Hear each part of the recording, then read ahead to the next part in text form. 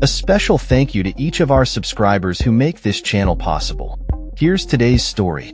In recent years, Nigerian journalism has undergone a troubling transformation, shifting from its roots of integrity and curiosity to a state of compliance and patronage.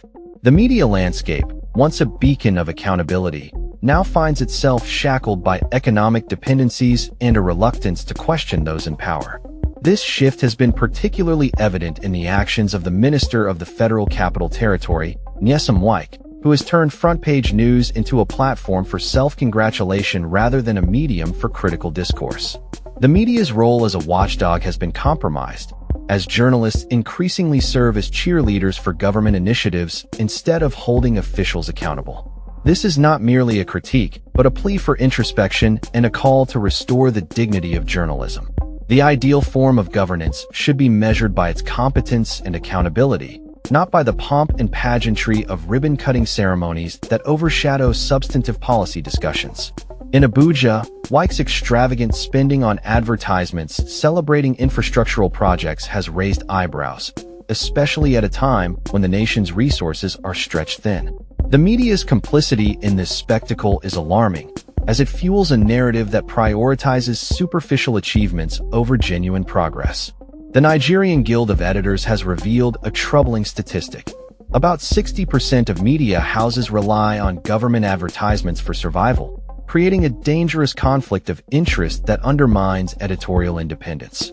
This economic capture has led to self-censorship among journalists, with many feeling pressured to toe the official line rather than challenge the status quo. The consequences of this drift are dire for democracy. The press, as enshrined in the Nigerian constitution, has a sacred obligation to uphold accountability and serve the public interest. However, the current state of journalism often prioritizes style over substance, with media outlets more focused on sensational headlines than on delivering honest and critical reporting.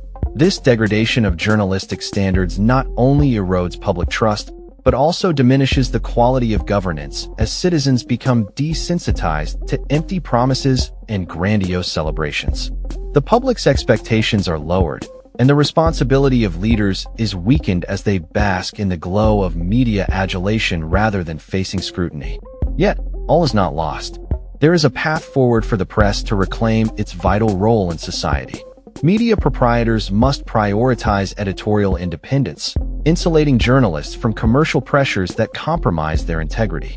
Journalism schools should emphasize ethics and critical thinking, preparing future reporters to prioritize truth over comfort.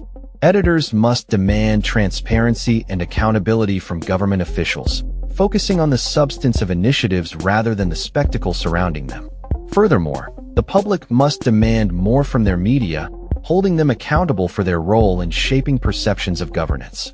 Civil society organizations can play a crucial role in this process, advocating for fact-checking initiatives that hold both the government and media accountable for their claims. Ultimately, the responsibility lies with journalists to choose courage over complacency, to challenge the narratives that serve only to pacify inquiry, and to illuminate the truth for the public good. As Thomas Jefferson famously stated, the foundation of government is the opinion of the people, and the media must strive to keep that right intact.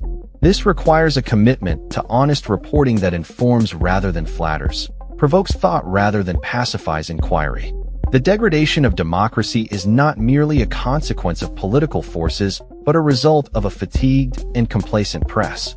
The time has come for Nigerian journalism to rediscover its vocation, to stand firm in its duty to the public, and to hold those in power accountable for their actions. Only then can we hope to restore integrity to the media and, by extension, to our democracy. That's all for this story. We upload videos every day covering many different subjects, so hit that subscribe button to stay informed. Thanks for watching.